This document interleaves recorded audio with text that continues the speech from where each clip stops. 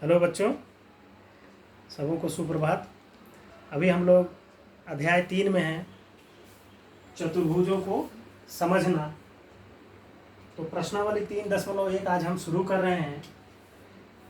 पहला प्रश्न है, यहाँ पर कुछ आकृतियाँ दी गई हैं 8 तरह। प्रत्येक का वर्गीकरण निम्नलिखित आधार पर कीजिए। इसको मैं मिटा दे रहा हूँ पहले, तब आप समझेंगे। साधारण वक्र, साधारण बंद वक्र, बहुभुज, फिर है डी में उत्तल बहुभुज और अवतल बहुभुज।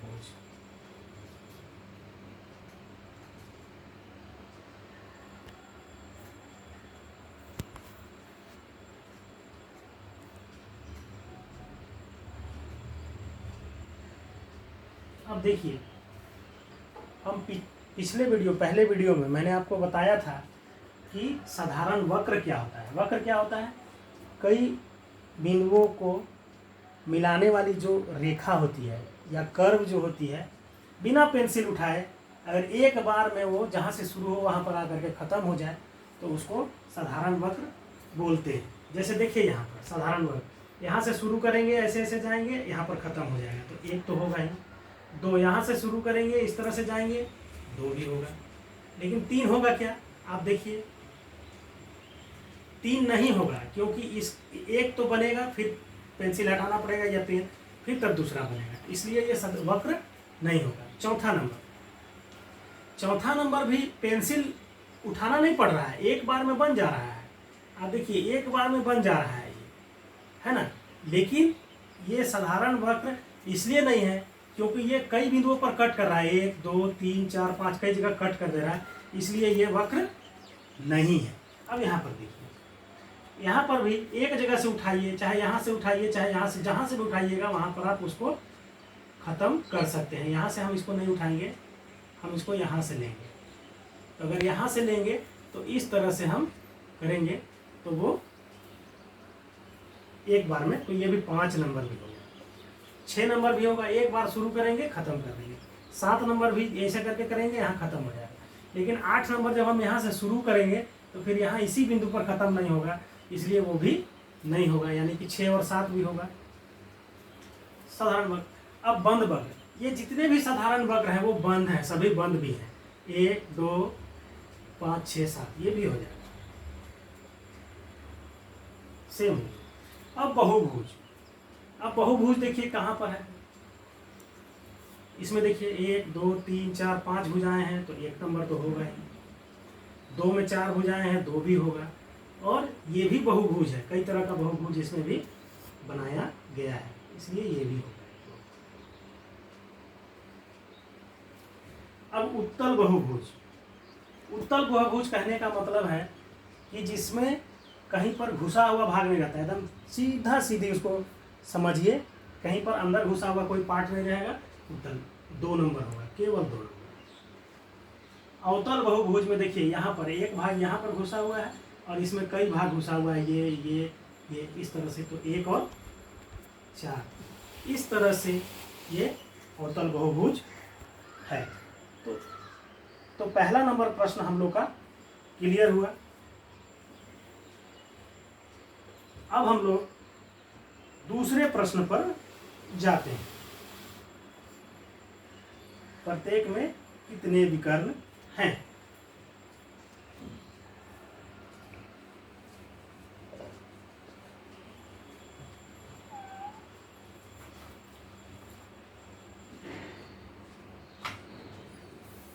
दूसरा, प्रत्येक में कितने विकर्ण हैं? एक उत्तल चतुर्भुज, सीधा सीधी इस तरह से बनेगा चतुर्भुज, इसमें कितने विकर्ण होंगे आप बताइए।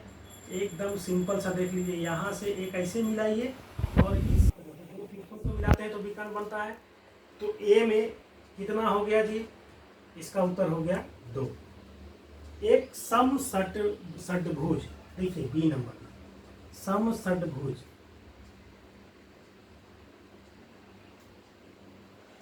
1 2 3 4 5 6 सम षटभुज में विकर्णों की संख्या।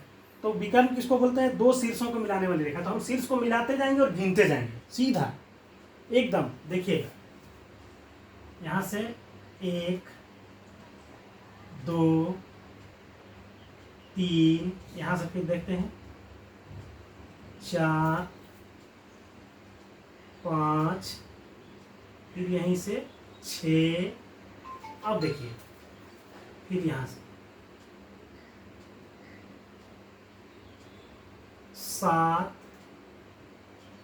8, और एक कहीं पर मिलेगा 9 हो जाएगा।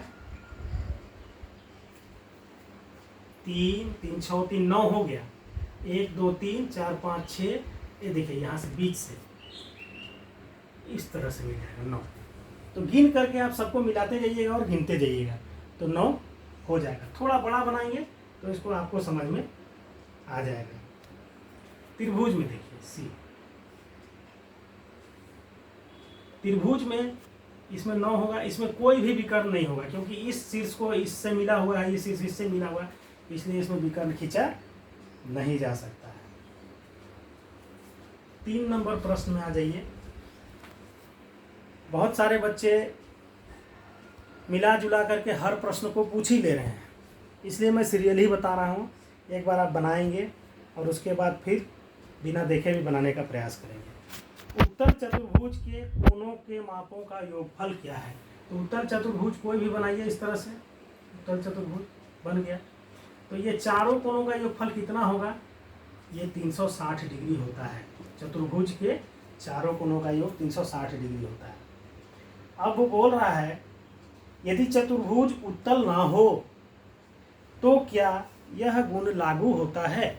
यदि उत्तल ना हो, कहने का मतलब इस तरह से हो। देखिए 1 2 3 4, 1 2 3 4 भुजा हो गई, लेकिन ये अवतल चतुर्भुज है तो इसमें भी चारों भुजाओं, चारों कोनों का योग जो होगा यह भी 360 डिग्री ही होगा, इन चारों कोनों का। इसलिए इसको करके आप लोग देखेंगे। अब 4 नंबर में हम लोग आ रहे हैं। देखिए 4 नंबर क्या बोल रहा है? तालिका की जांच कीजिए और प्रत्येक आकृति को त्रिभुजों में बांटिए और कोनों का योगफल ज्ञात कीजिए। तो त्रिभुज है पहला, तो त्रिभुज के तीनों कोनों का योग कितना होता है? 180 डिग्री, ये जानते हैं। एक चतुर्भुज इस तरह से बना करके दिया है, इस तरह से। इसको अगर हम बांटेंगे तो कितने त्रिभुज में बटेगा? 2 त्रिभुज में, एक त्रिभुज 2 त्रिभुज। तो इसका मतलब 180 ये और 180 ये, तो कितना हो जाएगा? 180 गुना 2 बराबर 360 डिग्री।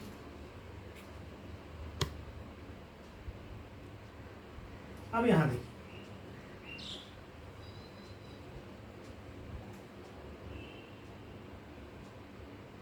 इस तरह से बनाया गया है। तो देखिए कितना हो गया? 1 2 3 4 5, 5 कोण बने। अब इसको अगर हम त्रिभुज में बांटेंगे तो कितना त्रिभुज में बटेगा? यहाँ कर दिए इसको, एक तो यहाँ खींच दिए, तो कितना त्रिभुज हो गया? 1 2 3। तो एक त्रिभुज ये 180 180 180, यानी 3 गुना 180 डिग्री बराबर 540 डिग्री। तो इस तरह से बताया गया है। तो आपको अब 7, अब उसी के आधार पर नीचे एक बहुभुज के कोनों के योग के बारे में आप क्या कह सकते हैं जिसकी भुजाओं की संख्या निम्नलिखित हो? तो बोल रहा है 7, ए नंबर में बोल रहा है। ये आप समझ गए। तो अब ए नंबर इसी में 4 का ए में हम देखते हैं। भुजाओं की संख्या है 7। तो 7 अगर भुजाएं हैं तो यहाँ पर कितना त्रिभुज बना है? 3। तो 7 भुजाओं में कितना बन जाएगा? उस तरह से हम लोग 5 भुजा था तो 5 भुजा में 3 बना। अभी 7 भुजाओं में अगर उसी तरह से हम लोग बांटना चाहेंगे, 1 2 3 4 5 6 7, 1 2 3 4 5 6 7। 1 2 3 4 5 6 7 कोण हो गए। अब इसको त्रिभुज में बांटिए। एक त्रिभुज ये बन गया, एक त्रिभुज ये बन गया, एक त्रिभुज ये बन गया और एक त्रिभुज ये बन गया। देखिए कितना त्रिभुज बन रहा है, 1 2 3 4 5, यानी कि 7 अगर भुजाओं वाली कोई आकृति रहेगी तो इसमें 5 त्रिभुज बनेगा, यानी कि 5 गुना 180 यानी 900। तो इस तरह से भी हम लोग इसको बना सकते हैं। अब 8 है, फिर 10 है और फिर डी में n है। लेकिन हमने पिछले क्लास में आपको एक बताया है, इसको सूत्र के द्वारा भी हम लोग निकाल सकते हैं कि बहुभुज के अंतःकोणों का योग बराबर क्या होता है। ये सूत्र है बहुभुज के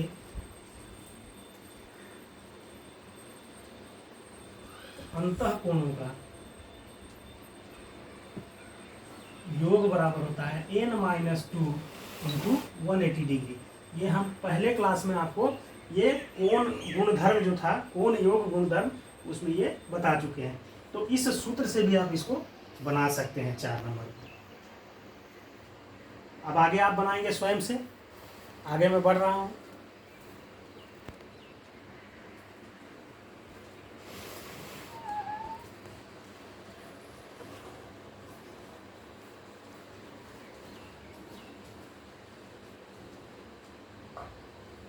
पाँच नंबर। अब देखिए बोल रहा है एक समबाहुभुज का नाम बताइए जिसमें 3 भुजाएं हैं। तो इसके बारे में हम पहले भी आपको बता चुके हैं। 3 भुजाएं तो त्रिभुज बनेगी, तो त्रिभुज की अगर तीनों भुजाएं बराबर होगी तो उस आकृति का क्या नाम होगा, समबाहु त्रिभुज। चारों भुजाएं बराबर होगी तो क्या होगा, इसको आप स्वयं बनाइएगा, क्योंकि इससे पहले वाले में हमने आपको बताया है वीडियो में, इसलिए इसको आप स्वयं बनाइएगा। एक बता दे रहा हूँ, चलिए। बोल रहा है 3 भुजाएं हो, ऐसी समबाहुभुज बनाए जिसकी तीनों भुजाएं बराबर हो, क्या हो जाएगा, समबाहु त्रिभुज।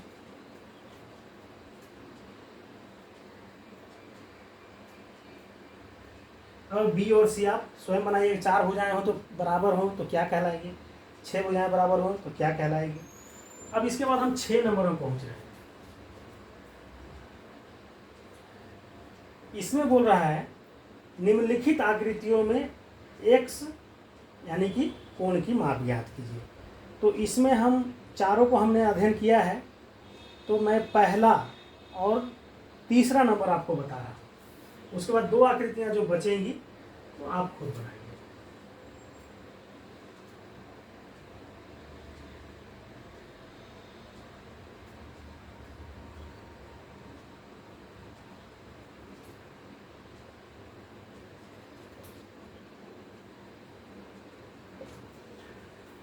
देखिए ये चतुर्भुज है। चतुर्भुज के चारों कोणों का योग क्या होता है, आपको पता है। चतुर्भुज के चारों कोणों का योग 360 डिग्री के बराबर होता है। तो x का मान आराम से निकल जाएगा, सीधा निकालिए आप इसको। यहाँ से शुरू कीजिए। 50 डिग्री जोड़ 130 डिग्री जोड़ 120 डिग्री जोड़ x बराबर 360 डिग्री। बहुत आसान है। अब इसको जोड़िए, 180 और 20 201 300 डिग्री हो गया, जोड़ x बराबर 360 डिग्री इम्प्लाइज x बराबर 360 डिग्री माइनस 300 डिग्री बराबर 60 डिग्री। इस प्रकार x का मान कितना आ गया जी, 60 डिग्री आ गया। तो इस प्रकार आप बनाएंगे। दूसरा नंबर सेम उसी तरह का है, आप उसको बनाइएगा। छठा का ए है।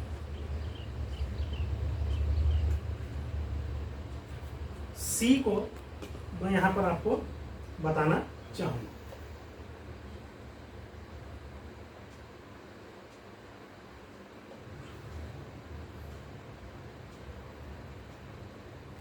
ये 60 डिग्री है, ये 70 डिग्री है, ये और ये दोनों, ये x है और ये भी x है, और यहाँ पर ये 30 डिग्री।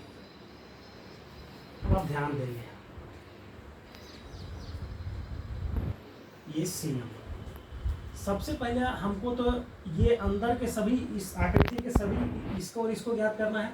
तो यानी इस कोण को और इस कोण को भी हमको निकालना होगा। तो इसको हम मान लेते हैं इसको y और इसको मान लेते हैं z, तब हमको बनाने में आसानी हो जाएगी।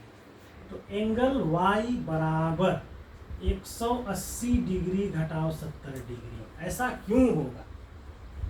इसलिए होगा कि ये दोनों कोण रैखिक युग्म के कोण हैं, रैखिक युग्म कहलाते हैं। यानी किसी भी रेखा पर किसी एक बिंदु पर अगर दो कोण बने तो इन दोनों कोणों का योग 180 डिग्री के बराबर होता है। इसको बोलते हैं रैखिक युग्म। यहाँ बगल में आप ब्रैकेट में लिख देंगे रैखिक युग्म। इस तरह से आप लिख देंगे तो क्लियर हो जाएगा कि ये क्यों ऐसा हुआ। इम्प्लाइज कोण y बराबर 110 डिग्री। अब कोण z बराबर क्या हो जाएगा देखिए आप, उसी तरह से 180 डिग्री घटाव 60 डिग्री बराबर कितना हो जाएगा 120 डिग्री। क्यों? क्योंकि ये भी रैखिक युग्म है उसी तरह से। ठीक है, तो यानी y और z भी हमको निकल गया। तो अब इन पंचभुज, ये कितना भुजा है 1 2 3 4 5, तो पांच भुजा है। यानी कि पंचभुज के सभी अंतःकोणों का योग बराबर क्या होगा? तो बहुभुज के सूत्र क्या है? बहुभुज के सभी अंतःकोणों का योग बराबर, इसका सूत्र है n-2 इंटू 180 डिग्री। ये सूत्र है। तो 7 भुजा है इसलिए 1 2 3 4 5 सॉरी 5 भुजा है। तो पंचभुज के उपरोक्त आकृति या उपरोक्त बहुभुज